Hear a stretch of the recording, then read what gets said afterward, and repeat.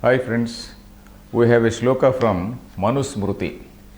As we know, Manusmriti is a very famous book, supposed to be a very ancient text, and this is a code of conduct which is given by a person called Manu.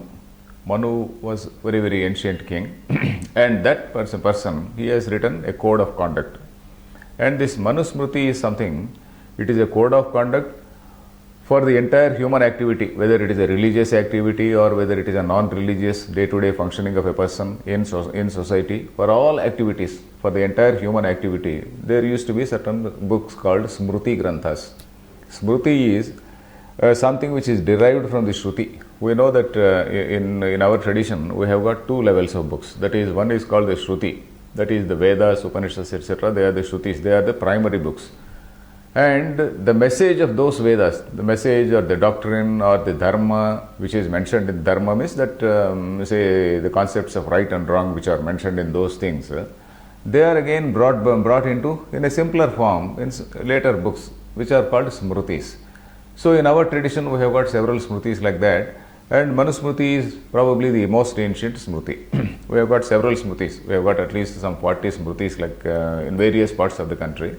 And Manusmriti, of course, is there, predominant, which is there all over the country.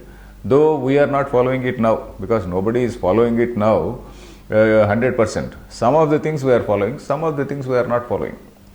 So that is it is like that because times keep on changing. So because times change, we don't follow certain things. For example, during the time of Manu, say some sections of the people, they were eating non-vegetarian. Now we have stopped eating non-vegetarian. So Manusmriti, on that particular point, we are not following. In several other points, we may be following. So it is like that. Some of the points, some things have become outdated or they have changed over the course of time, and some we are following. So it is like that. So this particular shloka is about respect for women, which is there basically ingrained in our culture, because respect for women is something which is an indicator of society's maturity. So in our society, right from the beginning, if you take Ramayana, Mahabharata, take any book, so respect for women is something which is ingrained in our culture, it is ingrained in our scriptures. So that is what we see. Here also in the same shloka, in this particular shloka, we see that. Let us read the shloka. Yatra naryastu pujyante ramante tatra devataha yatraitastu na pujyante sarvas tatra phalah kriyaha. Fine. So here, so you see, normally there is a question, usually. You see, in this creation, we find male and female, isn't it? Man and woman, male and female in every animal. In every animal, starting from a mosquito right up to elephants, we have got a male and female. So, was male created first or was female created first? Is there any answer for that? No acceptable answer anyway. So, religion says its own way. In its own way, religion gives some sort of explanation or gives some story. They say that God created man first.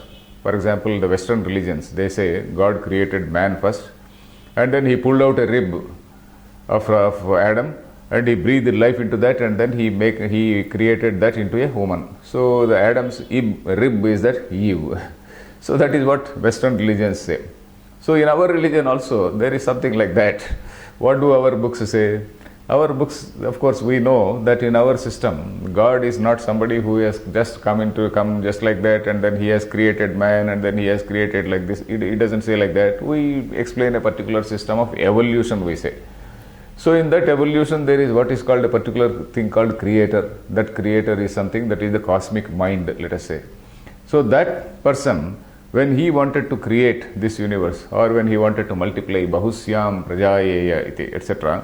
So when he wanted to become many, then he originally formed into a particular shape in which, suppose you visualize a shape in which man and woman are embracing. So he formed himself into that particular shape like that.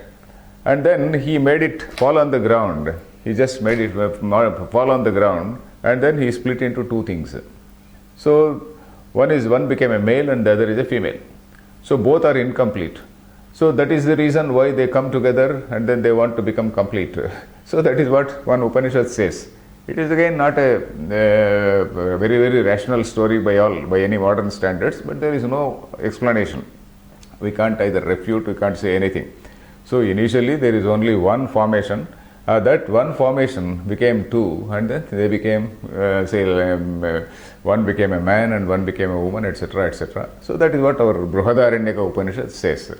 So anyway, that is only by way of introduction. But then if we see in our tradition, right, Indian tradition is one in which we worship the female, the god as a female, in the female form. In fact, there are certain there is one particular tradition called Shakta tradition. Shakta is Shakti is supreme. You see, some people who are Vaishnavas, they say Vishnu is supreme. Some people who say Shiva Bhaktas, Shiva is supreme.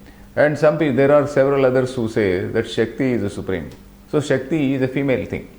Shakti is appearing in the form of so many forms. She may be Lakshmi, she may be Saraswati, she may be Parvati, she may be in some other form, she may be Kali, Durga, call her by any name. So all these are Shakti forms. So that is one reason why in our culture there is a great respect for women. And we see even today, in several parts of the country, we have got a festival called Navaratris. Navaratri means the 9 nights.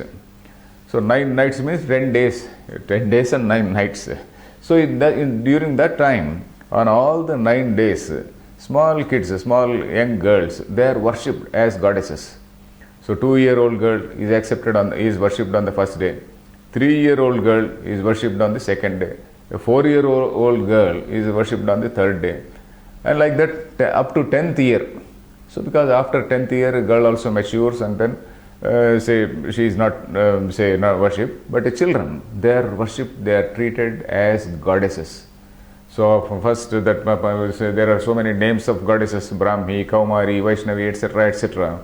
We call them that on that particular day you call her Brahmi, some other day you call her Varahi, and then you worship that girl, and then you see the impression on that girl. She realizes, or rather she feels on that particular day that she is the goddess. She is worshipped by everybody. And that impression continues in her. That feeling of sacredness, that feeling of sanctity, it continues in her. So it lays a good foundation for a very, very virtuous life in future. Basically that lays a sort of foundation in the mind for leading a very, very virtuous life. I am like this, I am so pure, I am a goddess. So like that sort of system is there even today. Even today and during Navaratris, in several parts, even in Andhra Pradesh, we have the system of worshipping young girls.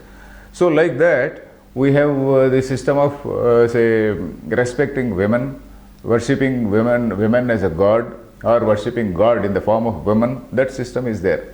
And if we see the Upanishads again, during the Upanishadic times, there were several women who were on par with the men, and then they were arguing, they were discussing all points of philosophy in King Janaka's court. If you see this Brihadaranyaka Upanishad, there is a famous sage called Yajnavalkya.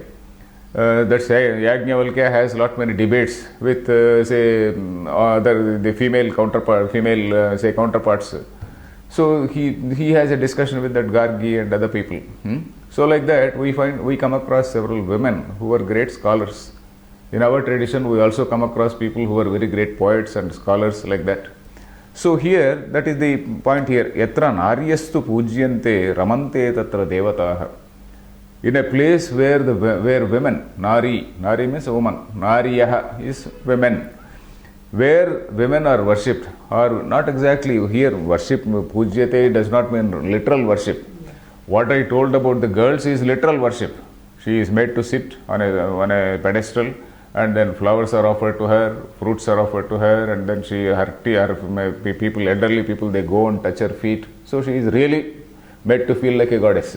But here, of course, we are not talking that. Yatra naryastu pujyante means where they are honored, where they are respected. There, ramante tatra devataha, even gods, all the divine beings, all divine forces, they feel happy. And yatra itastu na pujyante etaha means these people, these women, Yatra na pujyante, where they are not respected, then what all activities you do, they all become useless.